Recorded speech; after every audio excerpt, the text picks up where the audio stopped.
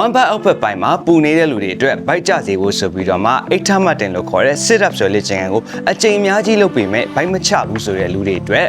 sit up လို့ခေါ်တဲ့လေ့ကျင့်ခန်းဆိုလို့ရှိရင် one back output ပိုင်းကိုပိုပြီးပူစေတယ်ဆိုရင်ယုံမလားဗျဒါဆိုလို့ရှိရင် sit up လို့ခေါ်တဲ့အိတ်ထမှတ်တင်လေ့ကျင့်ခန်းနဲ့ကျွန်တော်ရမ်းကြိုက်တဲ့နာမည်အစမ်းလေးနဲ့သေနေတဲ့ပိုးကောင်လေးဆိုတဲ့ dead bug ဆိုတဲ့ exercise နှစ်ခုမှာဆိုလို့ရှိရင်ဘယ်လေ့ကျင့်ခန်းက one back output ပိုင်းကိုပိုပြီးတော့မှထိရောက်စေလဲဆိုတော့ဒီနေ့ဗီဒီယိုလေးနဲ့ရှင်းပြပြပါမယ်ဒါဆိုရင်ကျွန်တော်တို့လိုက်လို့ကြည့်အောင်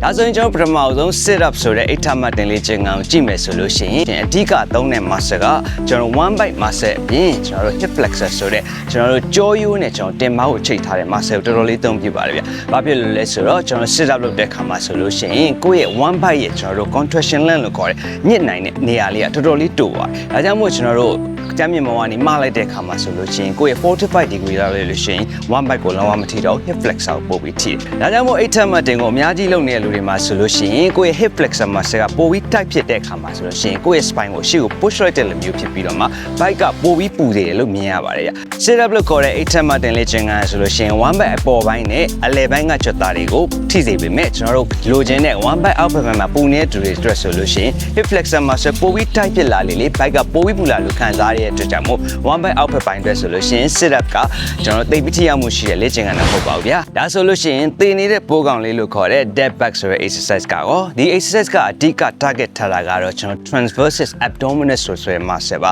ဒီ muscle ကတော့ကျွန်တော်ခန္ဓာကိုယ်ရဲ့ inner quadricep လို့လည်းပြောလို့ရတယ်ကျွန်တော်မျိုးသမီးမှာ quadricep ဝတ်ထားတယ်မျိုးခန္ဓာကိုယ်ရဲ့ခါးနေရာနဲ့ one bite အောက်ပိုင်းနေရာကိုသူကပို့ပြီးတော့မှတင်းစေတဲ့ exercise ပဲဖြစ်ပါတယ် dead bug လေ့ကျင့်ခန်းကိုလုပ်တယ်ဆိုလို့ရှိရင်တော့ကျွန်တော်တို့ခန္ဓာကိုယ်ရဲ့ inner quadricep ကိုပို့ပြီးတော့မှ stronger ဖြစ်လာပြီးတော့မှခါးကိုပို့ပြီးသေးသွားစေတယ် one bite အောက်ဘက်ပိုင်းကိုပို့ပြီးတော့မှချက်စေပါတယ်ဗျဒီမှာအိတ်ထမှတ်တင်တဲ့ပို့ပြီးကောင်းတဲ့ချက်ကတော့ dead bug exercise ကဆိုလို့ရှိရင်ကျွန်တော်တို့ကြောရိုးဖြစ်တဲ့ခါးကိုလုံးဝသွားပြီးမထိရကြမို့ခါးနာတွေမှာဆိုလို့ရှိရင်လည်းအတင်းတင့်တော်ပါတယ်ဗျ dead bug exercise ကိုလုပ်တဲ့အခါမှာဆိုလို့ရှိရင်ကြမ်းမြင့်ပေါ်မှာကြောနဲ့လဲလိုက်ပါကိုယ့်ရဲ့လက်ကိုအခုပုံစံမျိုးမြောက်ထားပြီးတော့မှဒူးကောင်းကို90 degree ဖြစ်အောင်ချိုးထားပေးပါဗျပြီးတော့လို့ရှိရင်ညာဘက်လက်နဲ့ဘယ်ဘက်ချက်ကိုစပြီးလုပ်ပါမယ်ညာဘက်လက်နဲ့ဘယ်ဘက်ချက်ကိုတဖြည်းဖြည်းနဲ့ကြမ်းမြင့်နားထိရောက်တဲ့ထိအောင်ဆန့်ပေးပါဖြည်းဖြည်းချင်းပြန်ပြီးတက်ပြီးတော့လို့ရှိရင်ဘယ်ဘက်လက်နဲ့ညာဘက်ချက်ကိုထပ်လုပ်ပါမယ်ဗျဒါကိုတော့ dead bug လို့ခေါ်ပါတယ်ဒါဆိုလို့ရှိရင် one bite အောက်ပိုင်းမှာပူနေတဲ့လူတွေအတွက် sit up လို့ခေါ်တဲ့အိတ်ထမှတ်တင်စကျွန်တော်တင်လုပ်ပြခဲ့တဲ့ dead bug ဆိုတဲ့လေ့ကျင့်ခန်းကိုတော့15ချိန်ကနေအချိန်20တိ3ကျော်ကနေ4ကျော်တိလို့ချစ်တင်ပါတယ်ဗျဒီလေ့ကျင့်ခန်းကတော့ကျွန်တော်ခန္ဓာကိုယ်ရဲ့ inner quadricep လို့ခေါ်တဲ့ transversus abdominis muscle ကိုပိုပြီးထိစေတဲ့ချက်မို့ကျွန်တော်ခန္ဓာကိုယ်ရဲ့ one bite နဲ့ကြောဘက်မှာရှိတဲ့ core muscle ကိုပိုပြီးတန်မာလာစေမှာဖြစ်ပါတယ်ဗ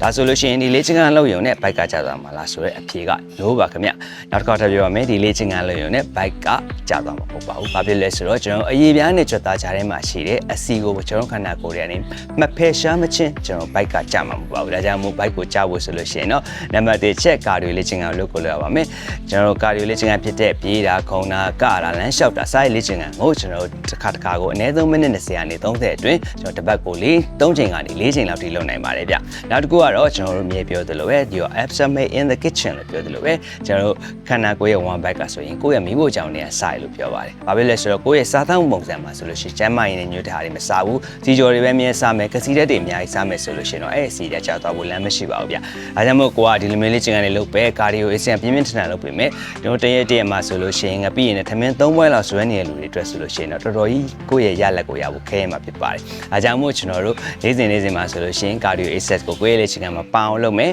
ပြီးတော့မှစားသောက်ပုံစံမှန်အောင်လုပ်မယ်ဆိုလို့ရှိရင်တော့ one bite output ပိုင်းကအစီတွေကျဖို့အတွက်ဆိုလို့ရှိရင်ဒီနေ့ကျွန်တော်ပြပြခဲ့တဲ့ dead bug ဆိုတဲ့လေးကျင်ကန်လေးအများကြီးထောက်ကူပေးနေမှာဖြစ်ပါတယ်ဗျဒါဆိုလို့ရှိရင်ကျွန်တော်မနေ့ကမေးထားခဲ့တဲ့ sit up နဲ့ dead bug မှာဘယ်တစ်ခုကကျွန်တော်ပိုပြီးထိအောင်လဲဆိုတာသိသွားပြီလို့ထင်ပါတယ်ဗျပြင်မှန်တယ်ဆိုလို့ရှိရင် comment လေးပေးကြလို့ရပါတယ်အားလုံးပဲနောက်ထပ်ပြီးတွေ့ပါမယ် see you ပါခင်ဗျ The Answer by Andy